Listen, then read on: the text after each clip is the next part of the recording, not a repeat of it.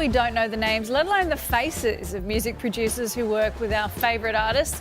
But Mark Ronson is no regular producer. He's a star in his own right thanks to his unbelievable knack for producing #1 singles and his collaborations with some of the world's biggest names like Lady Gaga, Bruno Mars, Miley Cyrus and the late Amy Winehouse. I caught up with Mark yesterday, where else but in the recording studio.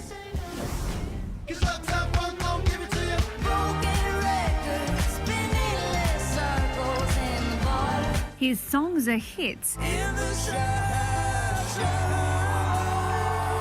The artists he's worked with, superstars. There's no two ways about it. Mark Ronson is at the top of his game. What have you won? An Oscar, a Golden Globe and a Grammy in the last year? Yeah. Not many people can claim that. 2 Grammys, is that bad? Two Grammys, to correct you.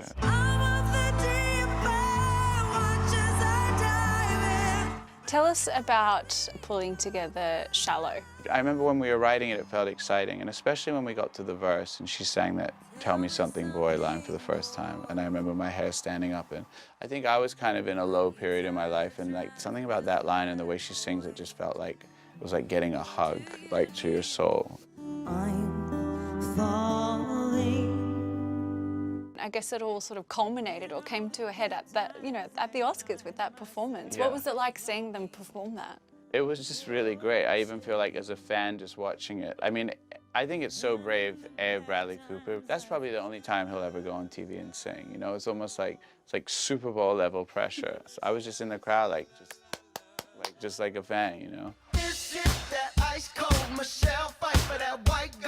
Now, I'm going to hold you personally responsible for something. I've been to quite a few weddings in the past few years, and there's this real trend of really, really daggy couples doing these heavily choreographed dances to Uptown Funk. Right.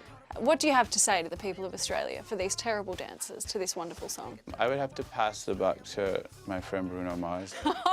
Very convenient. He's not here, Mark Ronson. Yeah, but he can dance and I can't. So anything that's great about that song is, as opposed to, like, as far as the music video and all that movement and the joy, like, that's definitely Bruno. It cuts you deep and leaves a scar. Things fall apart, but nothing. You're a music producer, someone who writes excellent songs, and, traditionally that's someone who's sort of behind the scenes or sort of like, off in the wings or whatever. Yeah. But now you're a household name, everyone knows who you are. Is that a weird transition for you?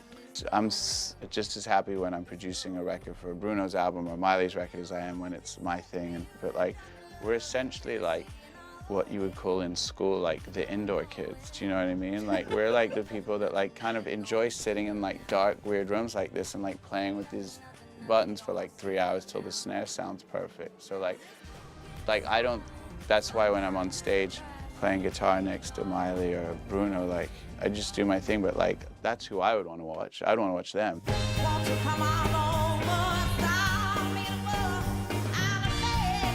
Oh, why don't you come on over, family? Of course, one of the people that you worked really closely with when she was alive was Amy Winehouse. Yeah. And her life was, immeasurably changed by fame. What was she like as a person? She was the best. We had like a very brother-sister relationship.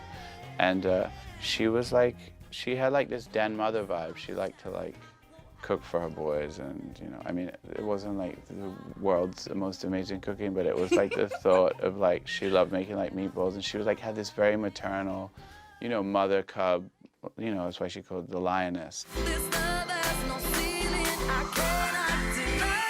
Now, when you were 12, I know that you pestered the editor of Rolling Stone magazine. Yes, I did. Because you wanted to be a music journalist. Yes. So what would 12-year-old Mark Ronson ask Mark Ronson? Is it fun? Like, are you psyched? Is it fun? Are you psyched? Yeah, I am. What a lovely guy, and obviously super talented as well.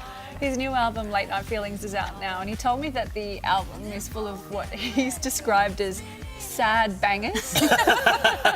because he wrote most of them while he was going through a breakup. And he wanted songs that make you feel good, so you can just sort of like dance out the pain, which I think is quite It's cathartic. profound. Yeah. Absolutely. No one can see you crying on the dance floor as well, which is quite Talking from convenient. experience, Brooke? I've heard.